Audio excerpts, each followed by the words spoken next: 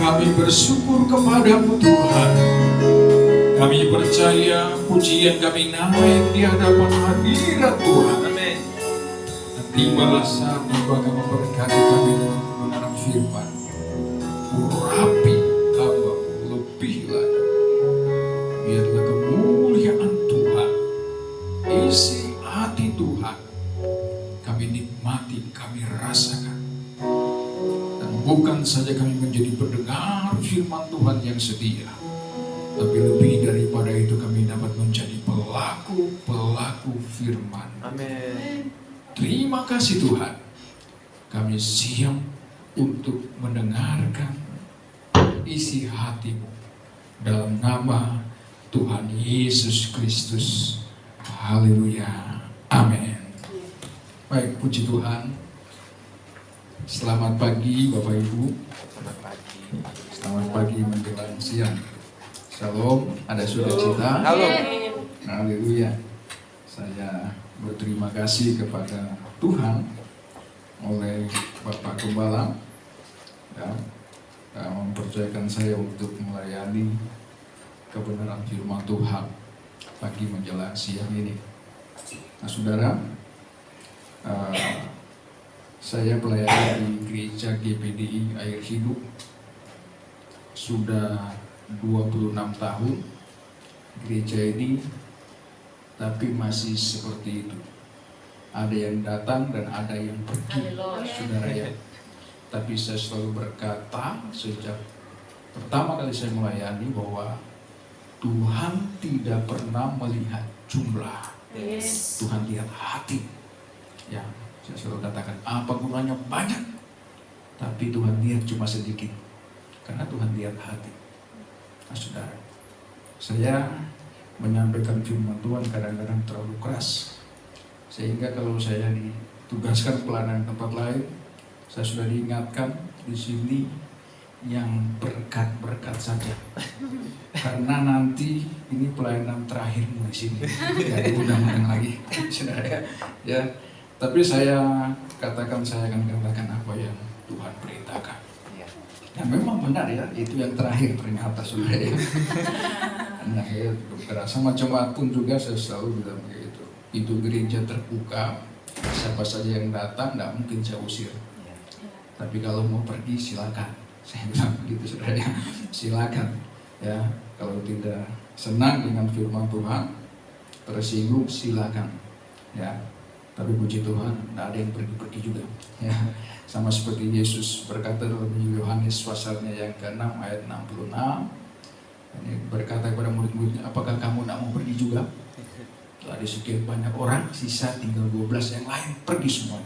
Mereka berkata, waduh, firman terlalu keras. Ya, kami belum sanggup menerimanya. Ya, nah saudara, kita harus sanggup menerima firman Tuhan apapun, untuk memberikan kita kekuatan. Amin. Saya Pendeta Peter Gautam Malukou, farmnya dari Manado, tapi saya belum pernah lihat Manado seperti apa sebenarnya. Karena saya tinggalnya di Sulawesi Tenggara, kota Kendari. Saudara ya, kota Kendari tahun 2000 saya dari kota Kendari ke Jawa Timur, Tulung Agung dulu. Tujuannya saya ke Jawa training bahasa Jepang karena saya akan lanjut studi di Jepang, saudara ya. Saya ahli dalam perikanan. Saya berani katakan ini sedikit sombong, nggak apa-apa ya. Kalau saya dalam tugas-tugas di sana sekolah selalu nilainya, sertifikatnya memuaskan. Teman-teman saya semua terbaik, baik. Tapi saya sendiri memuaskan, ya. Sehingga ketika tes untuk lanjut studi di Jepang itu, ya dari sekian banyak orang yang diterima cuma sekitar dari kota saya cuma 2 orang termasuk saya, saudara ya. Jadi saudara, ketika saya sampai di Jawa, training bahasa Jepang dan akan langsung ke Jepang. Tapi puji Tuhan, saya tinggalnya di rumah pendeta, saudara ya, di Tulung Agung. Saya memang senang kerja, saudara. Saya dari dulu senang kerja. Karena papa saya pemborong bangunan, saya dari SD itu sudah kerja sendiri. Saya kadang jadi tukang bangunan, bantu orang tua. Kalau sudah mulai ditipu sama tukang-tukangnya, kami anak-anaknya 3 orang, kerja semua sampai lembur-lemburan. Ya, bangun borong rumah sakit, dikerjain kita saudara-saudara orang tua saya, saudara ya. Itu karena sudah ditipu, kadang-kadang lambat-lambat dan harus kerja target. SMP membiayai sekolah saya jadi klinik servis di rumah sakit. Jadi saya ngopel-ngopel lantai rumah sakit. Jadi kalau saya lihat ada teman saya sembunyi dulu. Tapi ya lama-lama aja ketahuan juga, saudara ya. Papa saya terkenal satu kota itu, Dewa Arat, saudara ya. Tukang mabuk orang sana bilang. Jadi tahu itu. Kalau sebut Waluko, tahu dari ujung kota sampai ujung kota yang lebih besar dari kota Magelang, tapi tahu dari ujung ke ujung. Sebab hanya papa saya yang bisa bikin peti mayat, peti mati, saudara ya. Nggak ada yang bisa bikin. Ketika saya tiba di Jawa, waduh, di sini kok petinya mahal-mahal. Di sana papa saya buatkan gratis, cuma dibayar dengan minuman. Ya, pasti kalau ada orang meninggal pulang di rumah dihajar semuanya, saudara. Kita sembunyi lari, lagi jualan buat gorengan sama mama saya, lalu diangkat, digendong, tidur di teras-teras rumah orang hampir bertahun-tahun seperti itu, saudara. Ya, dari SD masih kecil sampai SMA. SMA papa saya sudah tidak berani karena kita sudah besar semuanya. Saya yang pegang dulu, kakak saya yang ngomong. Akhirnya berhenti, saudara ya. Jadi berhentinya di sekolah Alkitab ketika saya masuk sekolah Alkitab. Jadi saudara, ketika saya masuk sekolah Alkitab, sebelum masuk sekolah Alkitab, saya katakan kepada pendeta di sana, Om, sambil saya training, saya itu suka kerja. Carikan saya kerja apa saja. Akhirnya saudara, saya mencarikan kerja, dapatlah di toko kain kursi, karpet. Kerjanya berat sekali, saudara. Kalau datang barang, pikulah dari tingkat bawah sampai ke lantai 3 atas. Kalau ada yang pesan kalau dari di bawah, pikul dari atas. Besar karpet yang tebal-tebal, saudara.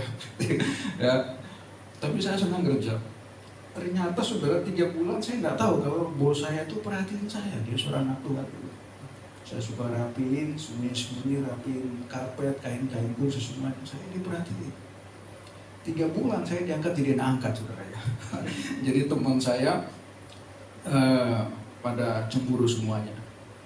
Jadi setiap hari kami santai, duduk di depan toko, muncullah pengamen. Saya kesaksian dulu ya. Muncullah pengamen. Ketika pengamen itu datang, setelah dia bilang, Peter, kamu tidak kasihan jiwanya. Hari-hari seperti itu. Dia pengusaha terkenal juga di Tulung Agung. Pabriknya besar sekali. Saya diangkat jadi anak angkat. Kamar saya hampir ruangan ini, saudara ya. Ya, kira-kira seperti ini. Ya. Dekat sekali, saudara. Dia bilang, nggak usah kamu ke Jepang. Dia tahu saya dari perikanan, dibukakanlah usaha di Trenggalek, pinggir pantai. kamu usaha rumput laut lalu dibuatkanlah tempat-tempat untuk retreat, ada gereja di situ. Tapi dibilang kamu sekolah Alkitab dulu. Ya. Cuma memperdalam saja, nanti kita bantu hamba-hamba Tuhan yang kasihan di desa-desa sana hidupnya susah. Jadi kita yang bantu, kamu belajar, nanti kita sama-sama pelayanan. Masuklah saya di sekolah Alkitab. Harusnya sudah di sana, masuknya malah di sekolah Alkitab Malang. Orang tua saya tidak ada yang tahu, keluarga saya tidak ada yang tahu. Sudah berjalan hampir setengah angkatan, baru tahu, kaget, kok di sekolah kita, bukannya di Jepang malah sudah di sekolah kita, saudara ya. Lalu saya 1 bulan pertama, diwawancarai dulu.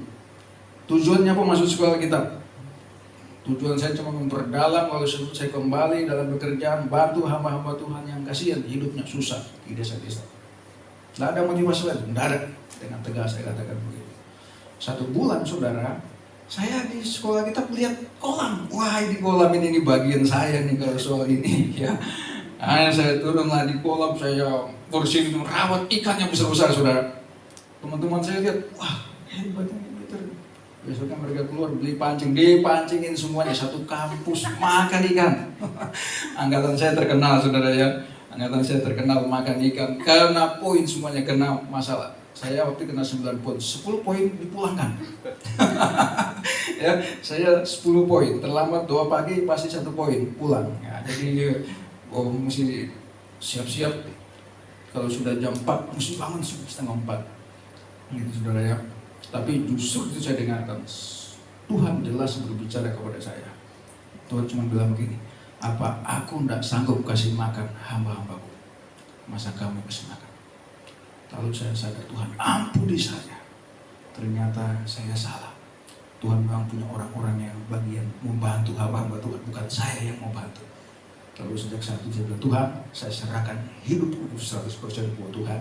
Tapi dengan persyaratan, semua sponsor saya diputuskan, jangan ada yang sponsor, supaya saya tidak hutang budi. Nah saudara, di sana saya paling miskin sekali. Sabun saya besar saudara. Ngumpulin sabun mandinya teman-teman. Jadi sabun saya warna-warni, lumayan buat mandi. Nggak bisa nyuci baju. Ada kakak tingkat, saya jadi tukang cuci. Nah, lumayan saudara, baju saya bisa masuk juga 1 ember buat cuci. Odol saya kumpulin, ada orang yang sudah dibuang. Lalu saya isiin air. Lumayan buat saya gini. Benar, putus, tidak ada sponsor sama sekali. 9 bulan. Tapi akhirnya selesai itu, saya dipanggil ketika mau penamatan. Saudara Peter Jota mau ke kantor, wah datanglah saya dimarah-marahin. Semua belum dibayar, gimana ini? Telepon sponsor, saya nggak tahu sponsor. Telepon ke malam, cuma ya. Tapi dalam hati saya, Tuhan yang tanggung jawab. Saya kembali ke kampus, lalu setelah itu dipanggil lagi. Ada apa lagi? Ternyata Tuhan kirim orang pakai jilbab, bayar pakai dolar Singapura, lunas semua uang sekolah saya. Tuhan luar biasa. Enggak, sejak saat itu saya tidak khawatir. Saya katakan, Tuhan yang mengatur hidup saya. Amin. Oleh sebab itu jangan pernah khawatir tentang hidup kita. Amin. Puji Tuhan. Saudara, terlalu lama saya kesaksiannya. Ya. Baik, sama-sama kita akan belajar firman Tuhan. Kita akan buka kitab kita. Ulangan pasal 3.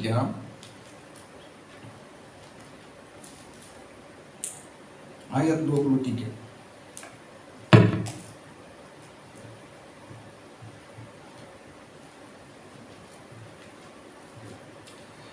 Saudara perhatikan Ulangan pasal 3 ayat 23 sampai 26.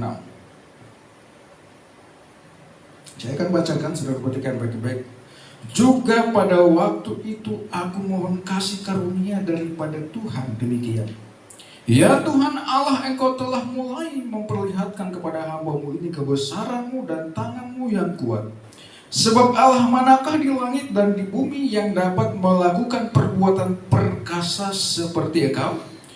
Biarlah aku menyeberang dan melihat negeri yang baik yang di seberang sungai Yordan, tanah pegunungan yang baik itu, dan gunung Libanon. Ayat 26 perhatikan. Tetapi Tuhan murka terhadap aku oleh karena kamu dan tidak mendengarkan permohonanku. Tuhan berfirman kepadaku, cukup, jangan lagi bicarakan perkara itu dengan aku. Saya beri judul, mencapai sasaran. Amin. Amin. Apa tujuan kita hidup mengiring Tuhan dalam dunia ini, yaitu untuk mencapai sasaran. Apa sasaran kita? Surga yang kekal. Amin. Tentu kita semua ingin masuk surga. Mencapai sasaran. Siapa yang tidak kenal dengan Musa?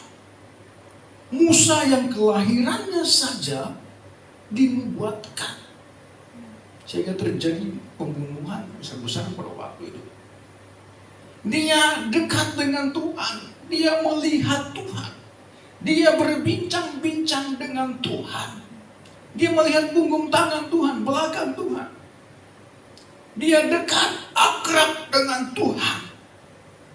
Tetapi Musa tidak bisa mencapai sasaran. Bangsa Israel keluar dari Mesir dengan tujuan atau sasarannya tanah Kanaan. Tanah yang berlimpah-limpah susu dan madunya. Tanah yang dijanjikan, yang diberkati Tuhan. Dan memang benar, tanah itu diberkati Tuhan dengan luar biasa. Dan Musa punya tujuan untuk memimpin bangsa Israel masuk tanah Kanaan. Tetapi dia tidak bisa masuk tanah Kanaan. Dia tidak bisa mencapai sasaran. Yang masuk tanah Kanaan hanya umur 20 tahun ke bawah. Kecuali Yosua dan Kaleb.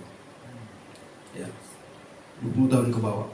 Dalam kitab Bilangan pasal 14, ketika mereka mengintai tanah Kanaan, mereka melihat, wah memang diberkati, tapi musuhnya besar. Kami tidak sanggup. Kami lihat diri kami seperti belalang. Lalu Yosua dan Kaleb menguatkan mereka, tapi mau dilempari batu. Lalu mereka berkata, lebih baik kami mati di padang gurun ini daripada kami masuk tanah Kanaan. Lalu Tuhan jawablah di dalam Bilangan pasal 14, seperti yang kamu katakan demikian aku akan buat kepadamu. Jadi hati-hati dengan perkataan kita. Apa yang kita katakan itu hati-hati, Tuhan akan buat. Seperti yang kamu katakan aku akan buat kepadamu, mayat-mayatmu akan berentarang di padang gurun ini. Matilah mereka yang umur 20 tahun ke atas, kecuali Yosua dan Kaleb. Nah, kita kembali kepada Musa. Musa adalah seorang yang dekat dengan Tuhan. Dia memohon belas kasihan Tuhan. Tuhan, dia ingin sekali masuk tanah perjanjian itu. Izinkan aku masuk, tapi Tuhan katakan, cukup. Engkau tidak akan masuk ke sana. Tidak peduli seberapa lama kita melayani Tuhan, mungkin mujizat terjadi kita lakukan, gereja kita besar, atau bagaimanapun caranya saudara kita begitu dekat dan rohani sekali, tapi pada akhirnya saudara jangan sampai Tuhan katakan, aku tidak mengenal engkau, hai kamu si pembuat kejahatan. Jadi kita perhatikan, awasi diri kita, awasi ajaran kita. Jangan sampai kita tidak bisa mencapai sasaran itu. Ya. Nah saudara, apa penyebabnya Musa tidak bisa mencapai sasaran? Saudara perhatikan di dalam ayat 26. Tetapi Tuhan murka terhadap aku oleh karena kamu, oleh karena umat Tuhan. Musa seorang yang tulus hati, yang begitu mengasihi umat-umat Tuhan. Ketika umat Tuhan berbuat pelanggaran, Tuhan marah, Tuhan murka, Tuhan menghukum. Tapi Musa berdoa, Tuhan, jangan engkau menghukum umatmu ini, lebih baik hapuskan namaku dari kitab kehidupan. Nah jadi saudara, tapi kali ini saudara, Musa melanggar aturan Tuhan di Meribah. Ketika bangsa Israel kehausan, pengen minum, mereka mulai bersungut-sungut. Lalu Musa mulai marah. Tuhan berfirman kepada Musa, katakan kepada batu itu keluarkan air. Tapi karena Musa marah, dia pukul batu itu keluar air. Jadi artinya, ketika kita tidak melakukan apa yang Tuhan perintahkan, hati-hati. Bisa jadi kita tidak akan mencapai sasaran.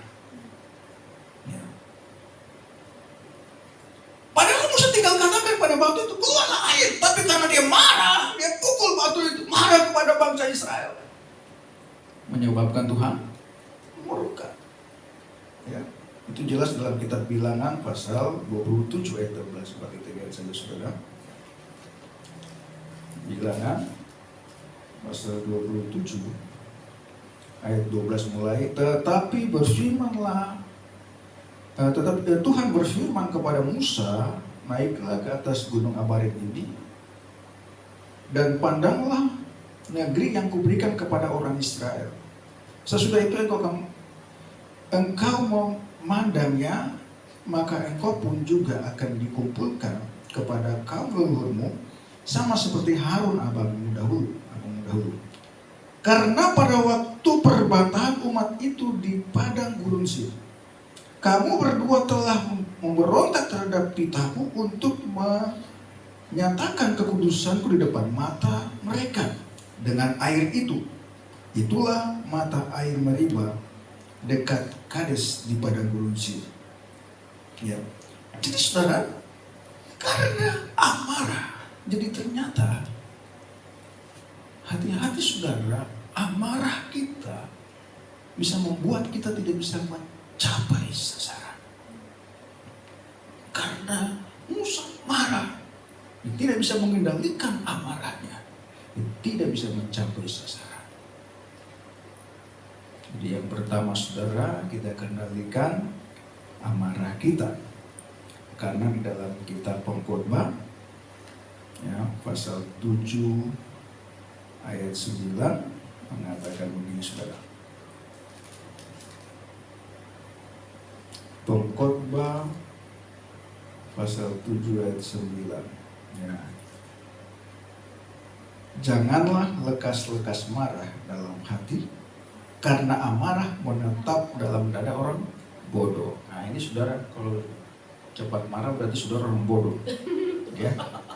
Jadi ini benar saudara. Kenapa? Karena amarah itu tidak mengerjakan sesuatu yang baik pun dalam hidup kita. Ya. Yakobus pasal 1 ayat 20 itu jelas dikatakan begitu ya. Coba kita banyak buka firman Tuhan. Supaya bukan apa kata pendeta ya, tapi apa kata firman Tuhan. Ya. Yakobus pasal 1 ayatnya yang ke-20. Ini firman Tuhan. Sebab amarah manusia tidak mengerjakan kebenaran di hadapan Allah. Nah ini sudah. Amarah manusia tidak mengerjakan kebenaran di hadapan Allah. Nah inilah yang menyebabkan Musa tidak bisa mencapai sasaran. Jadi marilah kita jangan menjadi orang-orang yang bodoh, tapi orang-orang yang memahami firman Tuhan. Amin. Yes. Memahami. Ada satu ayat yang saya suka sekali saudara, saya selalu ingatkan sama jemaat. 1 Korintus pasal 2 ayat 10 dan 11. Begini isinya saudara. Segala sesuatu yang rahasia dalam diri manusia tidak seorang pun tahu, tapi Rohnya tahu. Ya. Lalu ayat 11-nya. Segala sesuatu yang rahasia dalam diri Allah tidak seorang pun tahu, tapi Roh Allah tahu.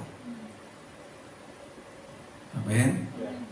Jadi siang hari ini saya mau katakan, segala sesuatu yang rahasia dalam diri Allah harus kita tahu.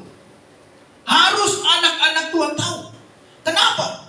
Karena Roh yang tahu isi hati Allah itu diberikan kepada kita. Itulah tujuannya kenapa kita harus dipenuhkan Roh Kudus. Supaya kita memahami isi hati Allah. Ketika pencobaan berat datang, kita dapat katakan terima kasih Tuhan. Ketika tantangan yang berat datang, kita selalu mengucap syukur.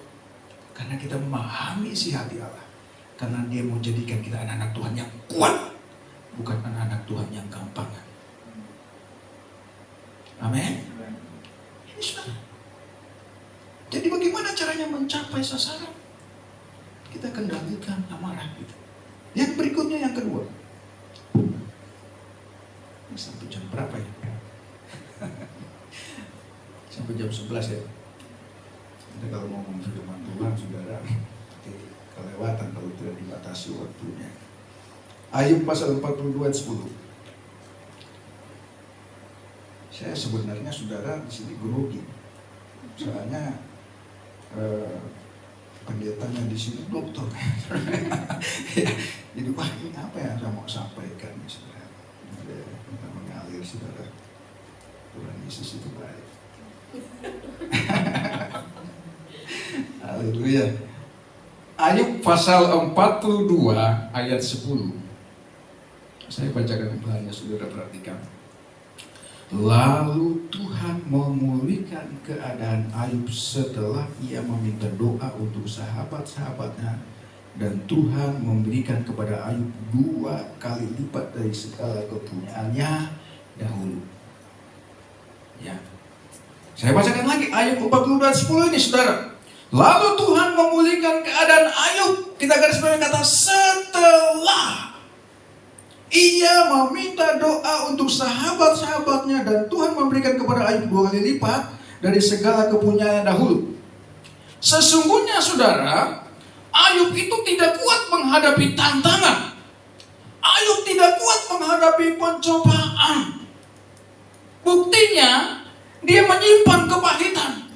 Mungkin kalau kita ditampar, kita mengalami kekerasan, kita bisa tahan. Tapi kalau omongan, jarang orang bisa tahan. Haleluya, diulang-ulang. Sampai Ayub berkata kepada istrinya, kamu perempuan sialan, pergi dari sini. Ya, karena dia disuruh kutuk. Itu firman Tuhan mencatat 1 kali. Tapi saya percaya mungkin berkali-kali saudara. Sampai Ayub tidak sabar lagi. Wah, ini rasanya menusuk dalam hati ini. Ya. Jadi dia berkata, ternyata Ayub itu saudara. Nah, kita lihat buktinya. Ayub 16 ayat 2.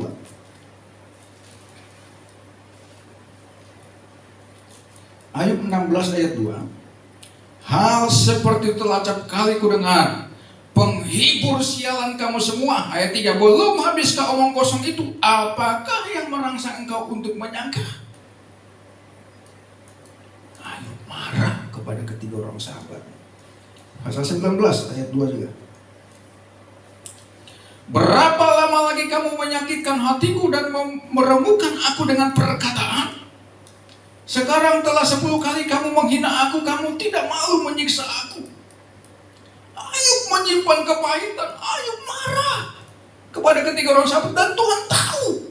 Sebenarnya Tuhan bisa untuk mengampuni ketiga orang sahabat Ayub itu, tapi Tuhan perintahkan, pergi ke Ayub, karenanya doanya aku dengar. Nah saudara, seandainya kita dipertemukan kembali dengan orang yang telah menyakiti hati kita, dan dia datang untuk bertemu dengan kita, apa yang kita lakukan?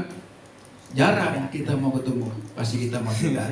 Ya ini orang ini lagi, saya kecewa dengan dia, tinggal sembunyi. Ya.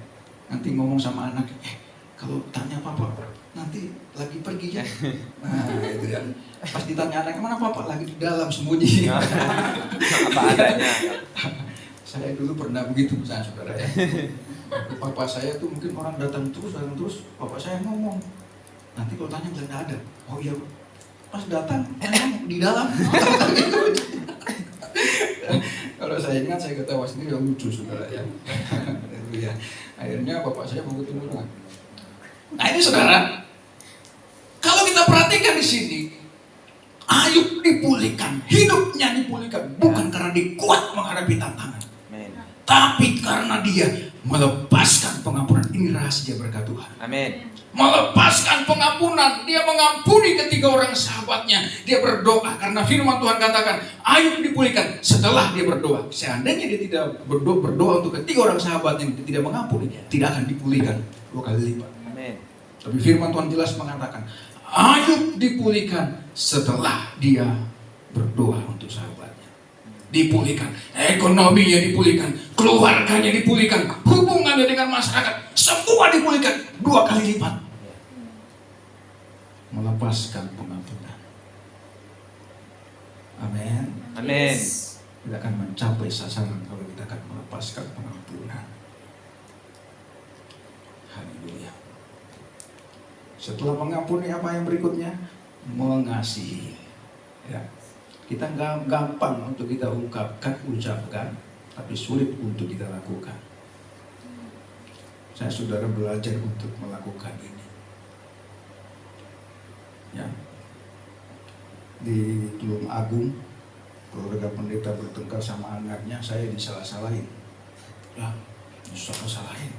Ini sangat pintar, pada yang kecelakaan anaknya ini sampai motornya rusak, cuma motornya rusak sedikit. Saya disalahin. Adik saya ada kebetulan waktu itu dari Sulawesi baru datang.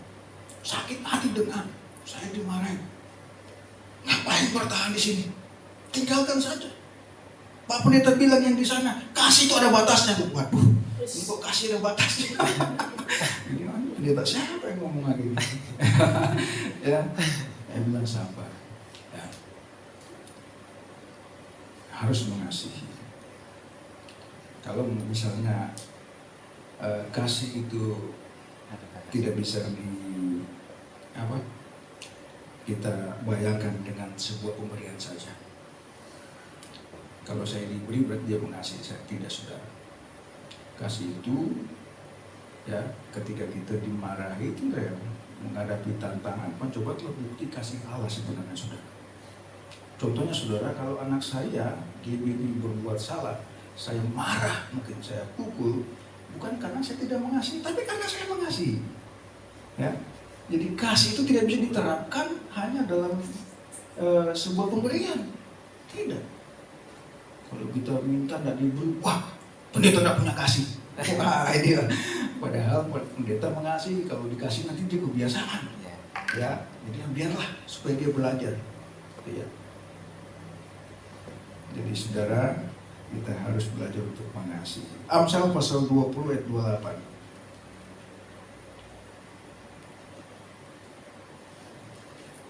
Biasanya ayat ini yang paling disenangi jemaat Tuhan. Nah, kalau sudah ngomong ayat terakhir, sudah selesai. Amsal 20 ayat 28. Ya, saya akan bacakan. Kasih dan setia melindungi raja, dan dengan kasih ia menolong tatanya. Oh haleluya, saudara. Firman Tuhan katakan kasih dan setia melindungi raja. Hanya dengan kasih katakan dapat menopang tatanya. Firman Tuhan tidak mencatat kepandaian dan kepintaran itu yang melindungi raja, bukan. Kasih dan setia yang dapat melindungi keluarga kita, hanya kasih dan setia. Bukan engkau sudah tinggi. Ya, saya punya dosen di sekolah kita Batu, gelarnya panjang sekali, saudara. Ya, profesor, doktor, dan ini panjang, ada berapa urusan 6. Ya, tapi sayangnya dia tidak bisa melindungi keluarganya. Dia harus cerai dengan istrinya. Ya, jadi saya katakan salah. Kasih dan setia melindungi raja, bukan kepandaian dan kepintaran. Kepandaian dan kepintaran tidak akan bisa melindungi pekerjaan kita, usaha kita, bisnis kita. Kepandaian dan kepintaran tidak akan bisa melindungi keluarga kita, pergaulan kita di masyarakat. Hanya dengan kasih. Coba kalau kita berdagang, berjualan, ada yang datang tawar, ini Pak berapa? Ngapain tanya-tanya? Lari harinya pelanggan, saudara ya.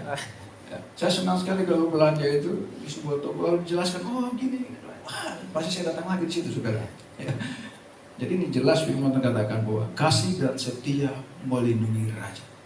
Jadi saudara, ada 3 hal yang perlu kita perhatikan untuk dapat mencapai sasaran. Yang pertama, kendalikan amarahmu. Yang kedua, melepaskan pengampunan. Yang ketiga, mengasihi. Amin. Amin. Haleluya. Mudah dilakukan, amin. Ya, sulit, saudara. Tapi firman Tuhan katakan berusaha. Ibrani pasal 12. Tadi saya pakai terakhir nambah 1 ayat lagi. Ya, Ibrani pasal 12 ayat 14. Berusahalah hidup damai dengan semua orang dan kejarlah kekudusan, sebab tanpa kekudusan kita tidak akan melihat Tuhan. Ya. Jadi mau melihat Tuhan harus kudus. Bagaimana? caranya untuk kurus, salah satu caranya adalah berusaha hidup damai. Sulit, tapi ada kata berusaha. Usahakan hidup damai dengan semua orang. Saya di sekolah kitab Batu, saudara, saya heran. Saya poinnya paling tinggi, tapi bisa dijadikan staf di sana. Teman-teman saya heran. Kok bisa? Biasanya yang baik-baik semuanya yang jadi staf, ini kok yang kena poin jadi staf di sana. Tapi hasil kerja saya 4 tahun di sana, semua karyawan-karyawan itu merasa kehilangan. Nah ini sudah sombong lagi. Merasa kehilangan. Sebab apa aja saya kerjakan. Dari dapur, di jalan saya bantu semua pekerjaan. Sapu, potong rumput, ada semua saya kerjakan. Jadi ketika saya datang ke sana, saya ciumin semua ibu-ibu. Lalu bapak-bapak yang datang, Mas Peter ketika ada di sini, wah, jadi kacau balau semuanya. Ya. Nah, saudara, kita belajar untuk mengasihi, kita akan dikenal, saudara. Ya, inilah firman Tuhan pagi hari ini. Tuhan memberkati kita. Saya serahkan.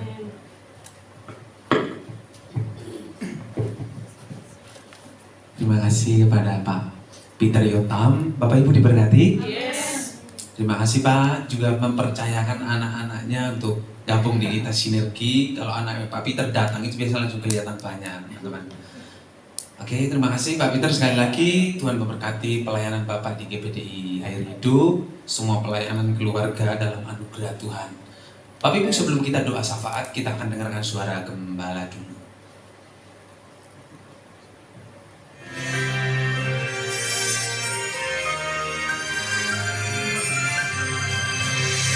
Shalom warga kerajaan, masih tentang bagaimana menghadapi peperangan rohani. 2 Korintus 10 ayat ke-5 berbicara tentang casting down imagination. Saudara tahu imajinasi itu bukan sesuatu yang real, ya. And every high thing that exalted itself against the knowledge of God. Dan firman Allah menunjukkan di bagaimana kubu yang dibangun keangkuhan manusia. Apa ini? Tradisi manusia, adat istiadat manusia. Kenapa Tuhan katakan kepada Abraham, keluar dari rumah bapakmu, keluar daripada bangsamu, karena diajarkan tradisi untuk menyembah berhala. Saya ketemu dengan banyak orang mengaku Kristen, tapi dia berpikir secara duniawi. Oh, kalau orang mati itu biasa, masa berselingkuh dikatakan jajan, pantesan sakit perut, saudaraku. Ya, bukan cuma itu, saudaraku. Dikatakan kalau minum minuman keras itu pergaulan. Pergaulan. Saya menentang casual Christianity. Saya percaya tentang militant Christianity. Saudaraku, meskipun Christianity tidak ada dalam firman Allah, ya, tetapi saudara, firman